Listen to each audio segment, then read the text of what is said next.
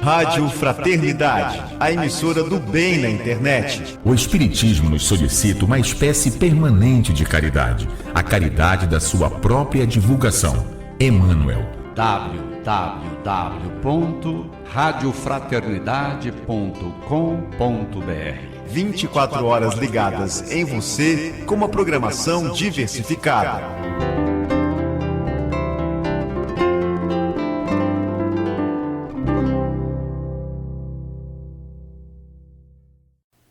Você acompanha agora a palestra Indiferença Moral, expositor Rossandro Klingen, da Paraíba. Conferência ocorrida no dia 18 de outubro de 2015 em Fortaleza, Ceará, no 16º Congresso Espírita do Estado do Ceará. Rossandro Klingen reside em Campina Grande, Paraíba.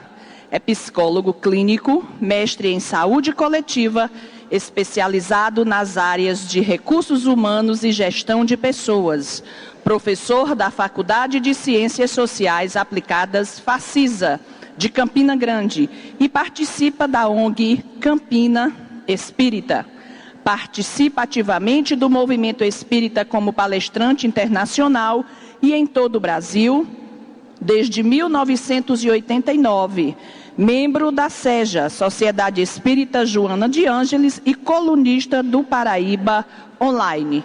Hoje tratará da temática indiferença moral. A ele passamos a palavra neste momento, com o carinho dos nossos aplausos cearenses.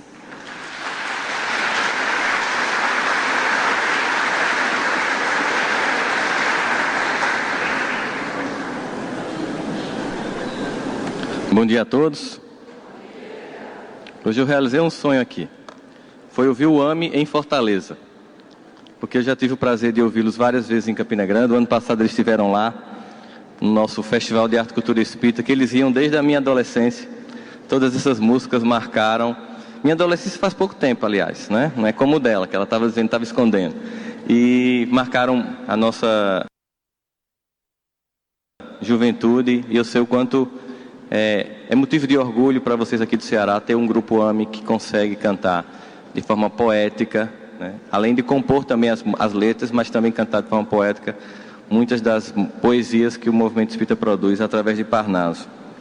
Bem, gente, o tema de hoje é um tema tenso.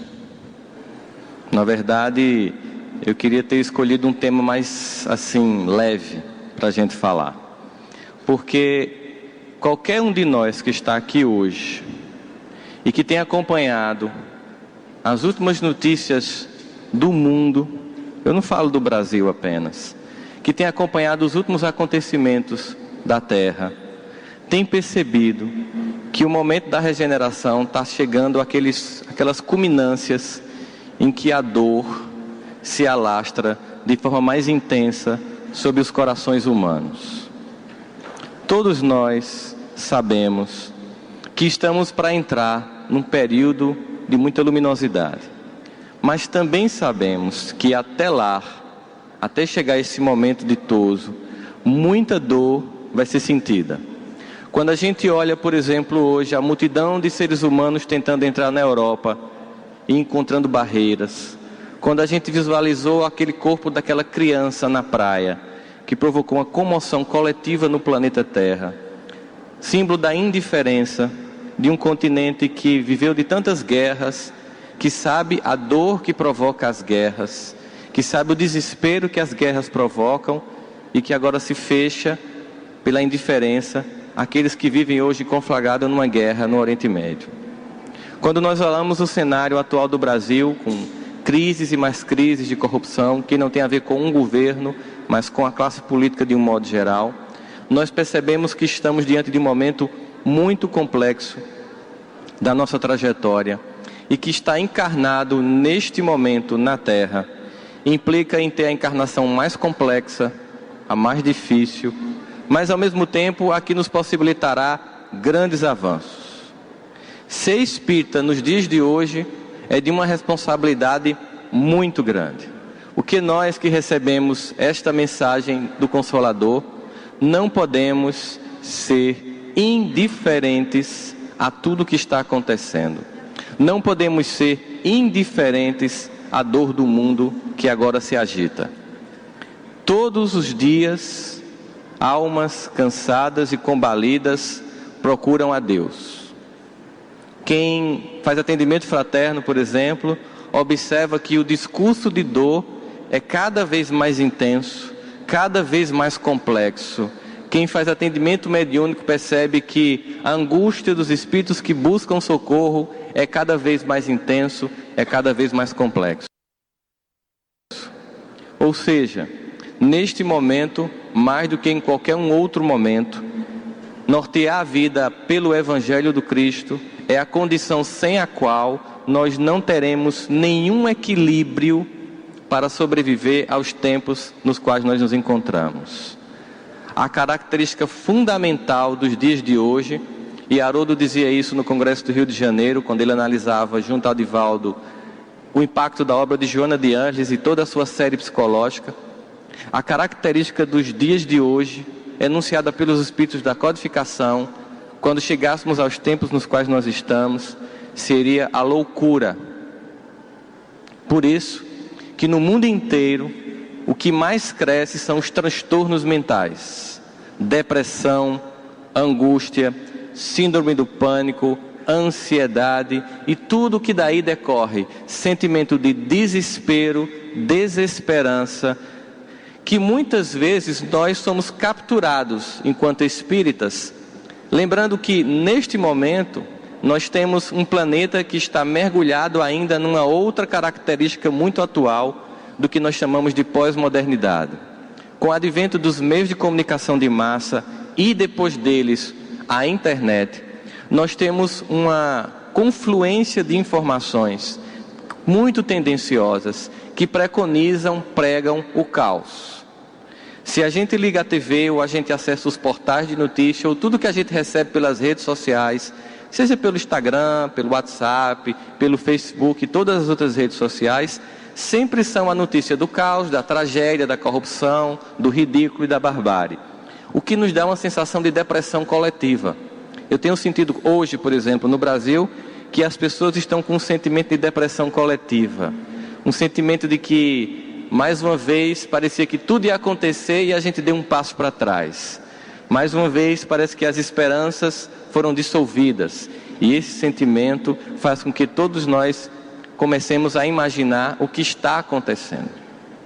Como espírita que somos, nós temos uma informação que historiadores e antropólogos e filósofos não têm para compreender o que está acontecendo. Todos os religiosos e todas as religiões intuem que algo está no ar. Seja os orientais ou os hindus que dizem que estamos saindo da idade do ferro para a idade do ouro, seja os nossos irmãos esotéricos e místicos que dizem que nós estamos saindo de uma era para uma outra era, para uma nova era, ou seja alguns dos nossos irmãos que acreditam que estamos à beira do apocalipse, nós sabemos que estamos numa transição moral, numa transição ética, numa transição planetária. E muitas vezes, neste momento, nós percebemos que há uma exacerbação do mal. Kardec perguntou aos espíritos: por que é que, analisando a história humana, nós temos uma impressão que, ao menos do ponto de vista moral, ao invés de nós avançarmos, nós recuamos? Olha que pergunta inteligente. Como a todas que ele faz no Livro dos Espíritos. Mas olha a característica. Por que a gente tem uma sensação de que quando a gente olha a humanidade, pelo menos do ponto de vista moral, a gente tem uma sensação de que a gente está regredindo? A pergunta é inteligente porque do ponto de vista material, toda vez que lança um novo smartphone, ou está falando aqui com um microfone sem fio, com imagem projetada, sendo transmitida pela internet, a gente observa que materialmente a gente tem avançado. Inegavelmente, tecnologicamente, na construção das coisas, nós temos avançado. Mas a pergunta dele é: por que temos a impressão de que moralmente a gente recua? Os espíritos dão uma resposta muito interessante. Eles dizem o seguinte: Engana-te, se observares bem, verás que o mundo avança. E eu indicaria até para vocês uma leitura de um dos livros que é um best-seller mundial hoje, e é um dos mais vendidos nos Estados Unidos, está na lista do New York Times dos mais vendidos. Ele é recomendado por Bill Gates, Bill Clinton, enfim. Bill Gates até faz o comentário de que esse livro não foi o melhor que eu li nessa década, foi o melhor livro que eu li na minha vida. Um paciente me indicou, chama-se O Anjo Bom da Natureza Humana. São 1.800 páginas, um apanhado científico profundo de vários cientistas do mundo inteiro que provam que de 10 mil anos para cá, a humanidade só avança e a violência só diminui. Não vamos imaginar que, por causa da questão do Brasil, que tem uma exacerbação da violência urbana, ou por causa do Estado Islâmico, isso representa a natureza humana inteira. Eles provam estatisticamente que nós temos ampliado o nosso grau de civilidade de 10 mil anos para cá, ininterruptamente. Mas os espíritos, eles não param a resposta aí. A grande questão do livro dos espíritos é o que vem depois da vírgula. Presta atenção ao que vem depois da vírgula. Repetindo a resposta deles: engana-te, porque a verdade é que a sociedade avança, vírgula.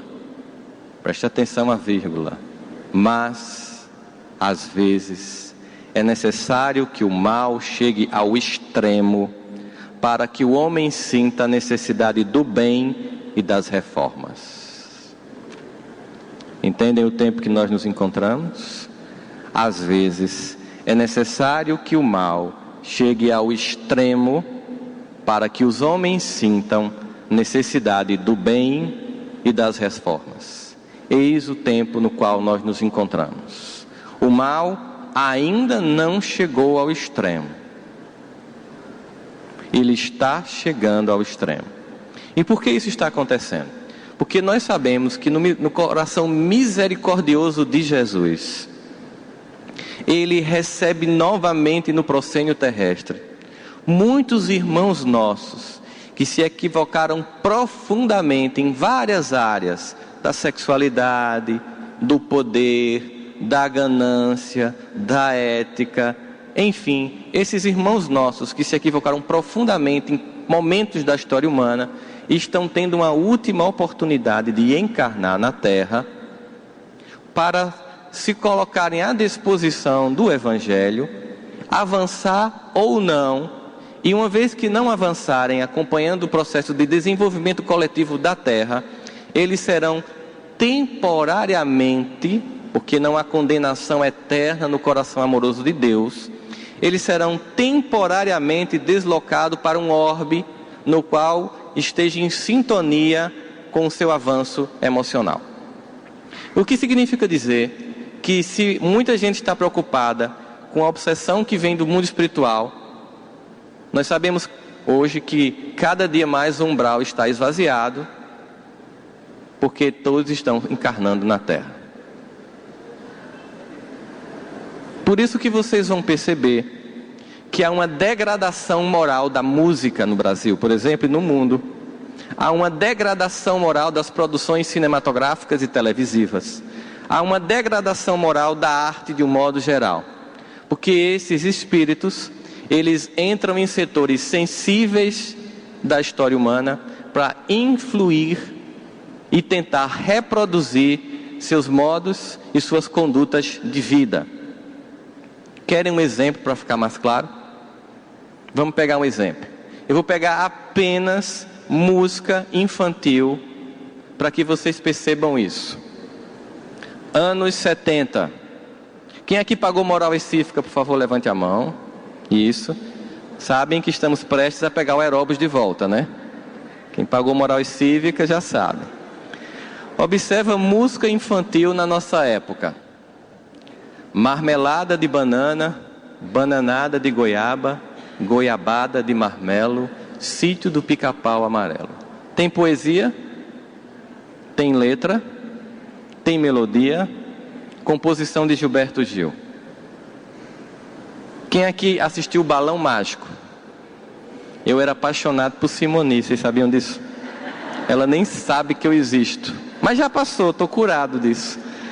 A música era: depende de nós, quem já foi ou ainda é criança, que acredita ou tem esperança, quem faz tudo para um mundo melhor.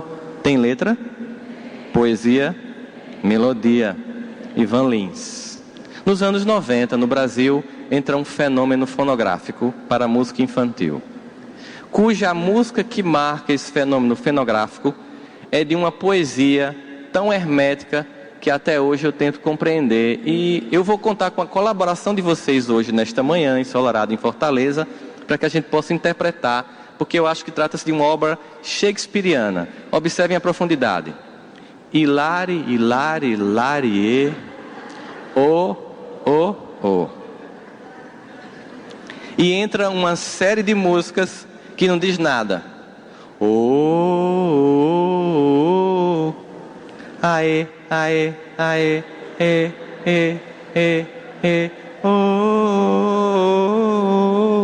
Mas por aí ainda estava legal, sabe? Porque perdeu-se a poesia, perdeu-se a melodia, se empobreceu, mas pelo menos não era imoral. Porque de lá para cá, a gente vem descendo da boquinha da garrafa e nunca para de descer.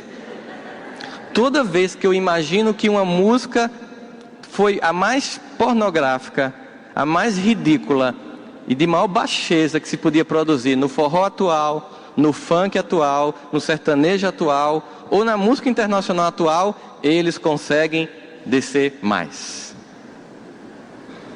E lamentavelmente são ícones para os jovens de hoje. Lamentavelmente. A grande pergunta que eu me faço é: são ícones só dos jovens? Hoje nós temos na Terra os adolescentes.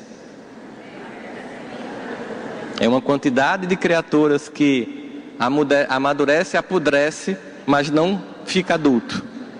O adolescente se comporta como um adolescente, só que adulto. E sempre que a gente não vive a idade correta, a gente vive o ridículo. Não é assim que acontece? Toda vez que a gente não vive a idade correta, que a gente não aceita que idade a gente está vivenciando, a gente vive o ridículo. Então, nos dias de hoje, há um convite do Cristo. Ele faz 3 tipos de convites. E nós temos que imaginar em qual nós nos encaixamos, porque nós temos que entender que diante de um mundo em que eu peguei apenas a música para ver a degradação moral desses tempos em que às vezes é necessário que o mal chegue ao extremo para que os homens sintam necessidade do bem e das reformas, nós nos perguntemos: sou eu o agente de Jesus que está posto para ajudar na reforma dos costumes, dos valores, ou sou eu aquele que, como todos os outros, se comporta indecentemente, que não tem visão do momento no qual nós estamos passando e que apenas faz o que todos fazem? É uma pergunta que nós devemos nos fazer, porque a maior parte de nós somos aqueles que não utilizaram bem da fé no passado e que recebem uma nova oportunidade de Jesus para desta feita abrir este evangelho e não fazer dele apenas um livro de preces ou de manipulação política ou de manipulação financeira, mas fazer do evangelho de Jesus um manual de comportamento, conduta e mudança de costumes em mim, que irá se coletivizar no planeta. Isso que tem que ser feito. É no momento em que eu paro de imaginar que mudar um governo muda a trajetória de um povo. É quando eu imagino que apenas mudando a mim, eu mudo o meu país. É quando eu me responsabilizo não sobre a ética ou falta dela dos agentes políticos, mas quando eu me responsabilizo sobre a ética ou falta dela na minha vida, no meu cotidiano, no meu trabalho e no meu lar. Quando eu me responsabilizo e quando eu ajo, eu posso transformar o mundo. Quando eu pergunto a mim mesmo como eu posso levar paz para o planeta e digo que a primeira coisa que eu tenho que fazer para levar paz para o mundo é ser um agente de paz no meu lar. Se eu consigo ser um agente de paz no meu lar, eu estou dando a minha grande contribuição para a paz no planeta. Se eu sou aquele que vou para as passeatas, se faço discursos, mas em casa sou alguém que não reconcilia, que não perdoa e que não colabora, que não é carinhoso, afetuoso, gentil, eu sou um hipócrita, eu sou um fariseu moderno. E se vocês não quiserem que eu volte depois, é só dizer que eu entendo perfeitamente. Vamos aos 3 chamados do Cristo. O primeiro chamado é o que a gente chama um chamado para todos os seres humanos. É um chamado que não tem categoria. Todos buscamos, todos queremos. E está na narrativa do Evangelho de Mateus, no capítulo 11, dos versículos 28 a 30. Um chamamento que é de uma suavidade, que é de uma consolação, que tem um caráter balsâmico, que certamente, desde que foi pronunciado por Jesus, até hoje, ecoa em nossas mentes. Vinde a mim, todos os que estão cansados e sobrecarregados, que eu vos aliviarei. Gente, esse convite é de uma doçura, é de uma entrega. Quem de nós, nos momentos mais dolorosos, nos momentos de queda, nos momentos de separação, de desencarne de alguém amado, quando nossos planos não dão certo, quando nossas trajetórias não coincidem com os nossos planos, quando aquilo que a gente imaginou que um dia seria não se concretiza, quando a gente se encontra nos muitos desertos pelos quais passamos, ouvir essa mensagem ecoando em nossos corações, sem sombra de dúvidas, nos enche de esperança. Vinde a mim, todos que estáis cansados, que eu vos aliviarei. Mas só que tem gente que para a leitura aí. E Jesus diz mais: aprendei de mim, pois sou humilde de coração, e vocês encontrarão descanso para as suas almas. Observa que tipo de convite é esse.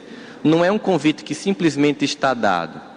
Vinde a mim, vós que estáis cansados e sobrecarregados, colocai em mim a tua dor, o teu cansaço, e eu vou te aliviar. Não. Eu lhe alivio no momento em que aprenda comigo que sou brando, humilde e pacífico. Significa dizer que esse alívio não é um dom gratuito que Deus nos dá através de Jesus. Esse alívio é uma condição de construção em mim. É quando eu entendo que o alívio vem da serenidade, da humildade e da brandura de coração. Esse é um convite que é feito para todos.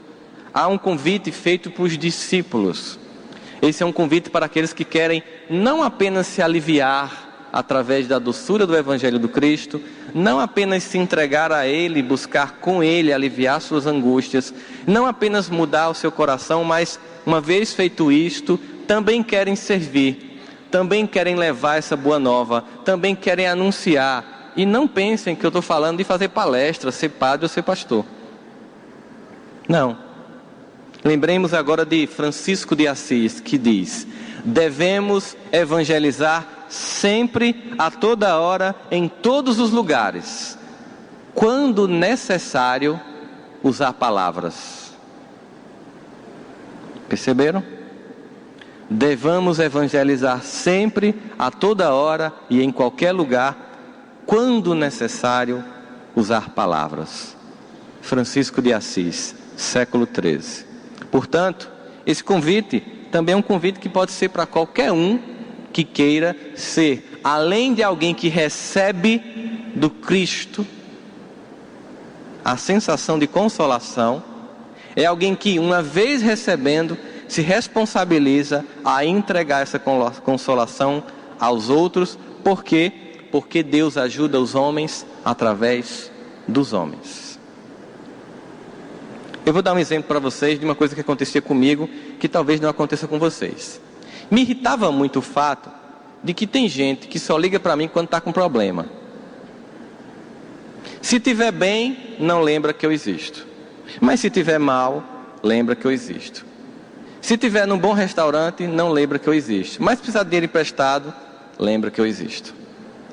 Se for para dar um conselho, diz que está ocupado. Mas se for para ouvir um conselho, sempre pode falar comigo. E isso me irritava. Às vezes são amigos, são parentes.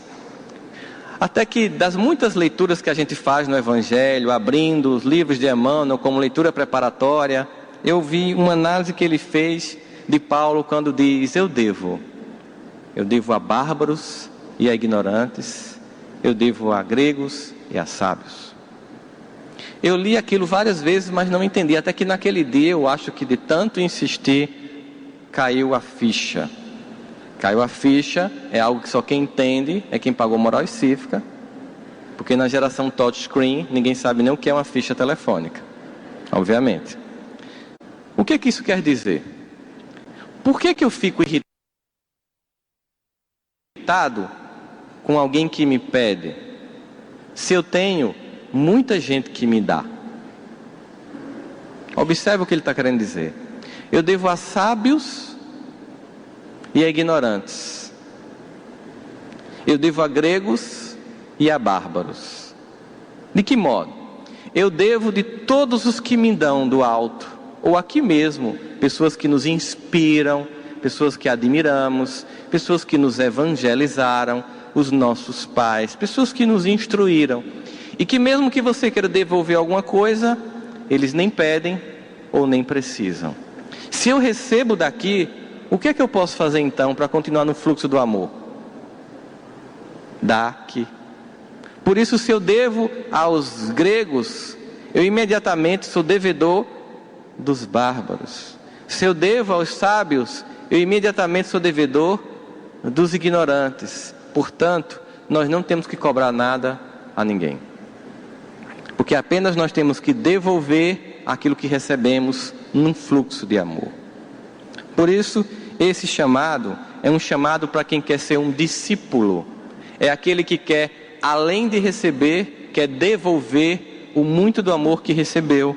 E no Evangelho de Mateus, capítulo 4, 19, ele diz a Pedro, mas também serve para todos nós: eu vos fareis pescadores de homens. A dupla Tim e Vanessa, de Minas Gerais, musicou um poema de Gladstone Lage, que diz: vem que eu te farei um pescador de homens.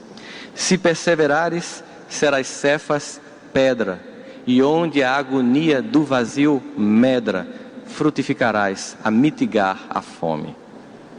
Não só do pão, mas sobretudo a fome da alma. Esse convite é o segundo convite. É o convite daqueles que querem servir.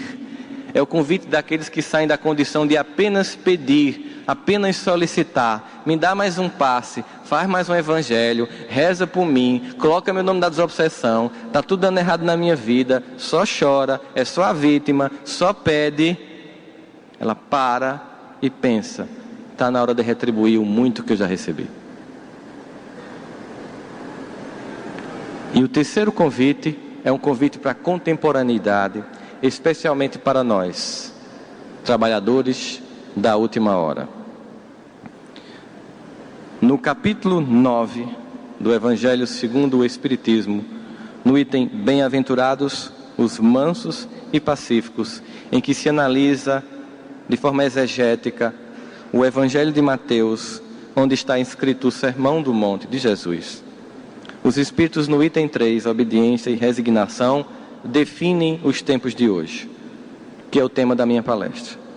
Eles dizem assim: cada época, assim, como o cunho da verdade ou do vício, que tem que salvar ou tem que perder.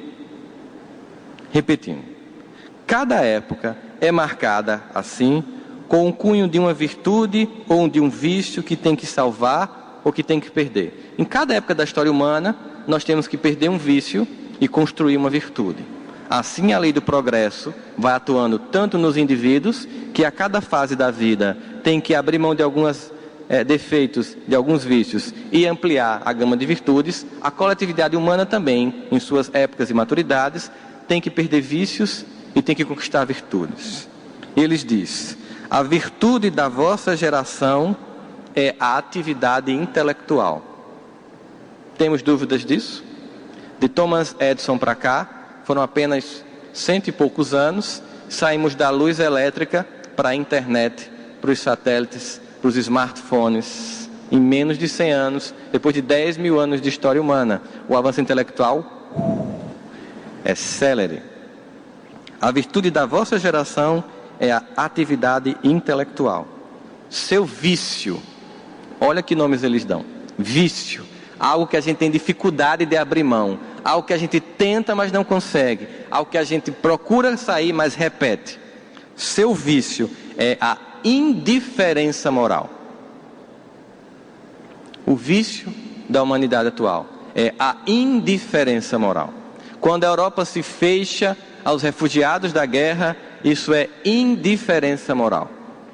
Quando eu passo e vejo a dor humana fora do meu carro com ar-condicionado tranquilo e vejo a dor, o desespero, crianças no sinal e apenas imagino como uma paisagem urbana incômoda, isso é indiferença moral.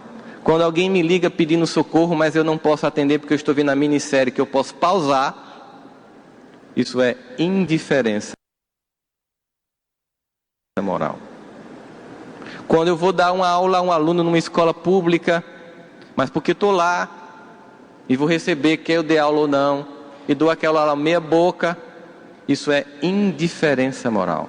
Quando eu não chego para trabalhar na hora que eu deveria chegar numa repartição pública que abre às 8, que fecha meio-dia, e eu chego de 8h30 e saio às 11h30, diariamente eu roubo 1 hora do dinheiro do povo que me paga. Isso é corrupção e é indiferença moral.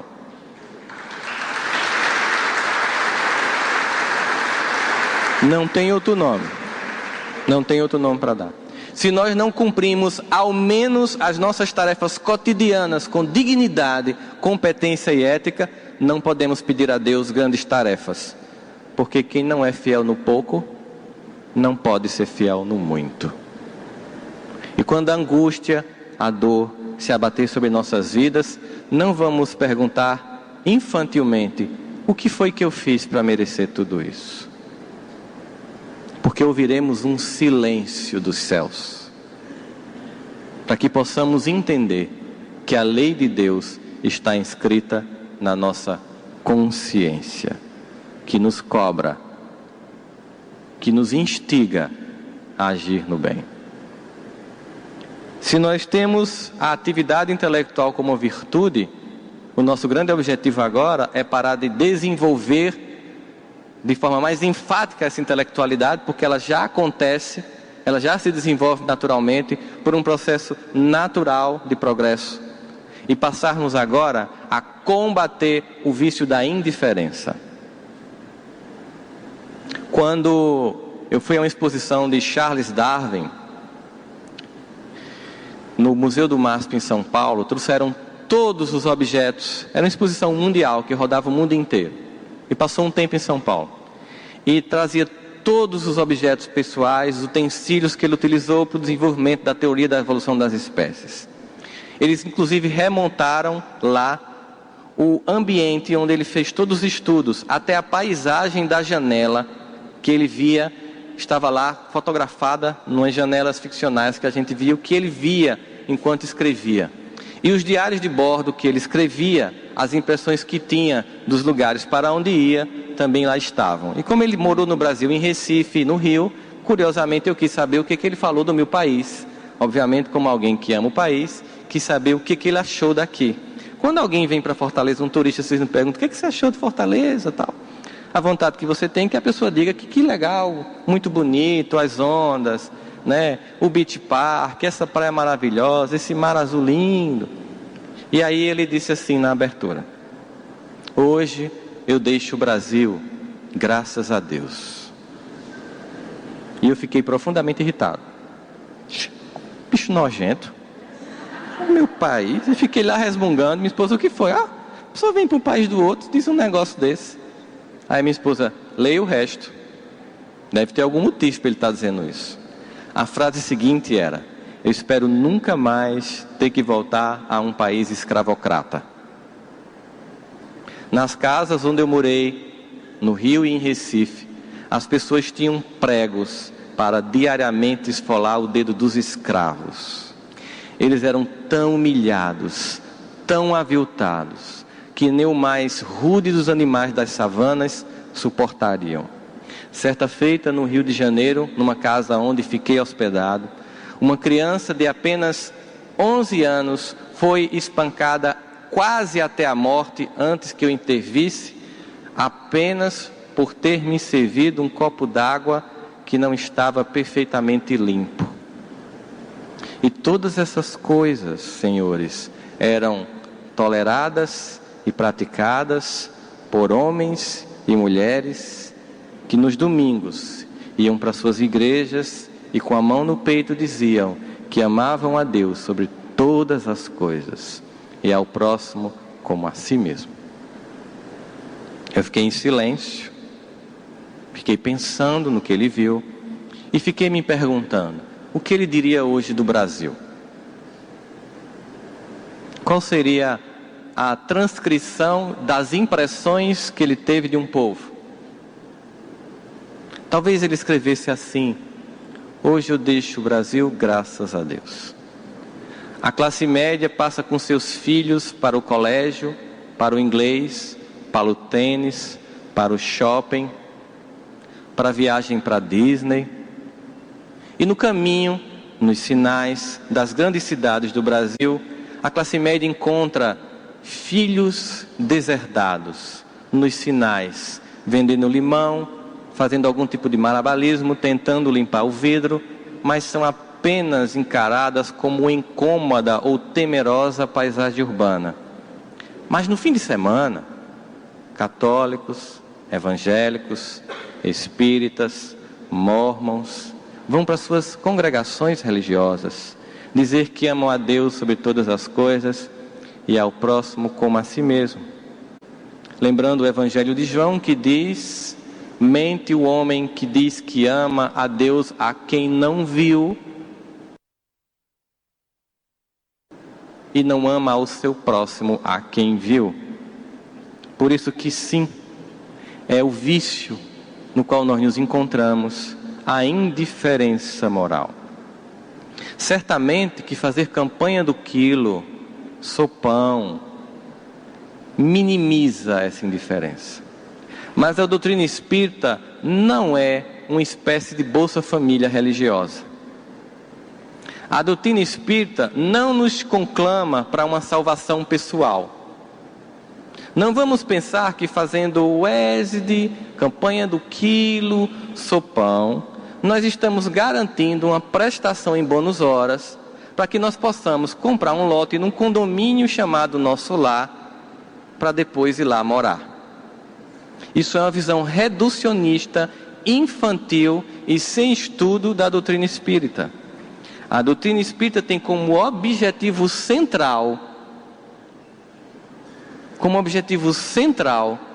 a redenção coletiva da humanidade. Nós não estamos aqui para nos salvar, nós estamos aqui para salvar a todos.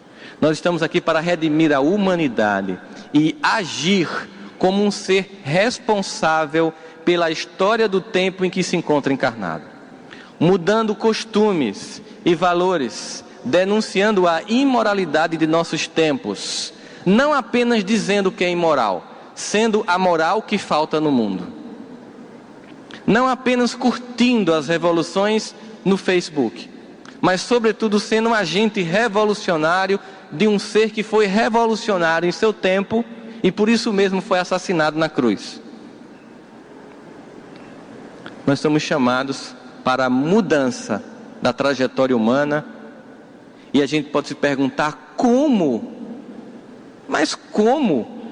Se a multidão inteira está alienada, se a multidão inteira está perdida, se a maior parte das pessoas vivem desses tempos apenas numa espécie de frenesi, de curtição material louca, num carpe diem sem fronteiras, num relativismo moral completo, como um centro espírita pode inspirar a mudança do mundo?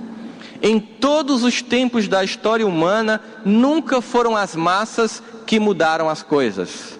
Sempre foi um grupo de pessoas que se anteciparam às tendências e mudaram a história humana. Sempre foram alguns e não todos. O que esses alguns fazem é se responsabilizar por inspirar esta multidão à mudança. Nós temos hoje no Brasil um exemplo claro de que poucas pessoas podem fazer muitas coisas. Só precisou de um juiz que quisesse cumprir o seu papel para nós estarmos vendo o que nós estamos vendo. E o nome dele é Sérgio Moro. Só precisa uma pessoa. Quando um ser humano faz o que tem que ser feito, ele inspira. Eu fui a um evento, dar uma palestra profissional, e ele também fazia parte. Eu estava frenético para poder vê-lo pessoalmente. E quando chamaram ele para entrar, ele ficou 15 minutos sendo aplaudido de pé. Porque uma pessoa, quando resolve fazer o que tem que ser feito, ela inspira. André Luiz nos diz: todo aquele que opere e coopere de espírito voltado para Deus, deverá aguardar sempre o melhor, e isto não é uma promessa de amizade, é a lei. Observe o que ele está dizendo. Todo aquele que opere e coopere de espírito voltado para Deus, deverá aguardar sempre o melhor, e isto não é promessa de amizade, ou seja, você não vai virar um VIPzinho no mundo espiritual, mas é a lei. Quando você age em prol da justiça, em prol de um mundo melhor, todos os céus investem em você. Não tema o mal. Não tema quem vai lhe chamar de idiota por fazer o que é certo. Não tema ser chamado de metido a santo. Porque, como dizia Paulo, a realidade da cruz é loucura para os homens. Seguir o evangelho para muitos é loucura. Mas nós devemos nos perguntar: a quem nós queremos agradar? Ao mundo ou a Deus? Porque de fato não se pode servir a dois senhores. E aí, isso é um chamamento à candidatura à santidade, a virar o novo Chico Xavier, a nova Madre Teresa, a nova Irmã Dulce? Não, de jeito nenhum. Nada tão grandioso. Mas é sair da zona da mediocridade, de fazer o que todo mundo faz para ser benquisto, mesmo quando é equivocado, de se comportar como todo mundo se comporta para não ser mal visto, mesmo que seja um erro. É sair apenas da zona da mediocridade e ser um espelho vivo do evangelho. É entender que essas leituras que fazemos, as palestras que escutamos, os congressos dos quais participamos, são apenas treinos, reflexões para um evangelho que tem que ser vivido não apenas no fim de semana, mas a partir da primeira hora da segunda-feira. Diariamente. Sair da zona da mediocridade. Quando nós agirmos com dignidade, decência e competência no lugar em que Deus nos colocou, nós seremos a chama viva que iluminará as consciências que estão ao nosso redor. Sem que em nenhum momento tenhamos que ser um grande expositor, que na verdade esse título eu acho até estranho, até porque grande mesmo só o Cristo. Sem que a gente tenha que ser um grande médium, apenas sendo uma grande alma, comprometida com seu tempo, com seus fazeres e com o seu lugar. Não importa o que nós façamos, fazendo com dignidade, nós iluminamos o mundo. Porque o nosso progresso pessoal não é um projeto nosso. Ser brilhante no que você faz, se destacar entre os seus iguais na sua profissão, é um dever seu. É um dever de cada um. Tentar se tornar o melhor professor, o melhor médico, o melhor psicólogo, não é apenas um projetozinho pessoal para ter uma vida melhor financeira. É mais que isso. É se comprometer em multiplicar os dons que Deus lhe deu. O seu brilho não é para o seu ego. O seu brilho é para o serviço no bem. Aconteça como pessoa. Cresça. Pare de se sentir pequeno, de se desculpar, dizer que não consegue, que você não merece, que você não é digno da luz, porque isso é sabotar todo o investimento que do alto é feito em cada um de nós. Para que nós estivéssemos aqui, muito esforço, muita luz foi e ainda é investida em cada um de nós. Para que nós estivéssemos aqui, mães se anteciparam a nós, pais do alto, mentores espirituais, todo dia nos dizendo: você pode mais, você é capaz de mais. Não acredite na mentira de que você não é amado, não acredite na mentira de que ninguém gosta de você. Saia dessa autoestima exageradamente baixa, deixe de ser um mendigo do Evangelho e aceite a condição que Cristo colocou em sua vida. Sois luz do mundo, sois sal da terra. Pare de se sentir pequeno e haja com grandeza. Ninguém está vendo, estou chegando. Bem discreto. Nesse momento, se nós continuamos com esse sentimento pequeno, nós faremos e teremos indiferença com a criatura que menos podemos ser indiferentes. Conosco mesmo. No momento que você não se ama e você se sabota, você é indiferente com a criatura que menos você pode ser indiferente, com você mesmo. E só se candidata ao trabalho do discípulo aquele que se ama e se respeita como se é e não como gostaria de ser. Sem as fantasias infantis de achar que é um X-Men. É assim, desse jeito, cheio de defeitos, cheio de incoerências, cheio de medos, que Jesus nos chama para servir. Ele não espera em nenhum momento que nós nos iluminemos para servir. Porque ninguém se ilumina para servir. É só servindo que a gente se ilumina. Ninguém fica pronto para servir Jesus. É só servindo que se fica pronto. Não existe um cursinho que a gente faz para agir no bem. A gente tem que agir no bem e a gente vai melhorando. Mesmo com todos os seus medos, mesmo com todos os seus receios, nós precisamos sair da zona de conforto, da mendigância pessoal. Precisamos sair da zona de conforto, do título que nos demos de incapazes, de incompetentes, de feios, de burros e de ridículos. Porque Deus nos ama deste jeito, como somos. E essa visão de se sentir menor não vem do alto, vem da nossa comparação com os outros. Toda vez que a gente se compara com alguém, a gente se sente menor. Porque a gente é estúpido, só se compara com quem está melhor que a gente. Existe uma multidão de seres que dariam tudo para ter um pouco do que a gente tem. E a gente infantilmente fica olhando para o carro do vizinho, para a esposa do vizinho, para o esposo do vizinho, para a vida do vizinho ou para a grama do vizinho, que é o clássico, que a grama do vizinho é mais verde. Fica lá dentro da casa do vizinho que você vai descobrir a dor que tem na casa dele. Que é igual à sua, que é igual a de todo mundo. E para que a vida mude, precisamos começar um trabalho pessoal de sair da zona de indiferença moral. Precisamos realmente nos responsabilizar e entendermos que Jesus espera mais de nós porque podemos mais. Em nenhum momento, pensei que era um aviso de tempo, tu levantou, tá tudo ok? Posso continuar? Beleza? 5? Então é um aviso mesmo, né? Tá bom, foi discreto esse. Em nenhum momento podemos perder mais tempo com o nosso churumingá pessoal. Porque, meus irmãos, o mundo clama pelo Evangelho de Jesus. O mundo chora pela saudade do Mestre.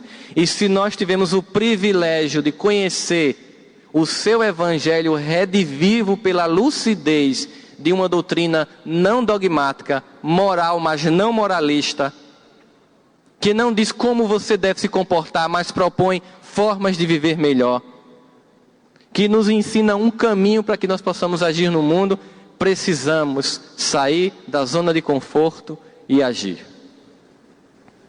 E aí, para encerrar, dois avisos. Lembremos da Divina Comédia de Dante Alighieri. Homero e Dante visitando o purgatório, o céu e o inferno. Quando estava para entrar no inferno, Homero disse a Dante: no inferno, os lugares mais quentes estão reservados àqueles espíritos que se mantiveram neutros em tempo de crise. Vou repetir, para fixar. No inferno, os lugares mais quentes estão reservados àqueles espíritos que mantiveram-se neutros em tempos de crise. O mundo sofrendo e você apenas curtindo no Facebook. O mundo sofrendo e você postando apenas a sua felicidade no Instagram. E no Evangelho de João, de forma mais peremptória, está dito, no Apocalipse de João, me desculpem, está dito: por não serdes nem quentes, nem frios, hei de vomitar-te. Em tempos de crise, ser indiferente é sabotar toda a luz de Deus investida em nós. Em tempos de crise, apenas observar ou entrar em pânico é revelar que Jesus ainda não adentrou nossos corações. Em tempo de crise, nós temos que nos responsabilizar. Antes de Hitler provocar toda a tragédia que foi a Segunda Guerra, o primeiro-ministro britânico Winston Churchill, percebendo a indiferença dos Estados Unidos, a leniência da França, escreveu em um discurso histórico o seguinte: o tempo de burla, de mitigação, de procrastinação, de meio expedientes passou. Nós agora estamos entrando num período de consequências. E as consequências foram terríveis. Utilizando essa frase de Winston Churchill para esses momentos em que nos encontramos em tempos de crise moral no mundo, e que o Evangelho nos suscita sairmos da indiferença moral, não ficarmos apenas na atividade intelectual, vamos repensar. A hora de, eu vou deixar para depois, para a próxima encarnação, para a próxima segunda, para outra segunda. O tempo de procrastinação, de burla, de meias verdades e de mitigação passou. Se nós não começarmos a agir para ajudar Jesus na mudança do mundo, vamos enfrentar consequências. Muito obrigado pela atenção de todos vocês.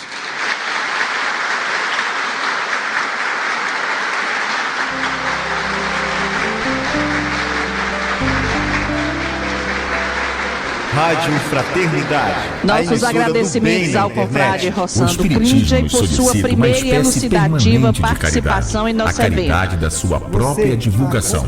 Emmanuel. www.radiofraternidade.com.br 24 horas ligadas em você com uma programação diversificada. No 16º Congresso Espírita do Estado do Ceará. Você acompanhou a palestra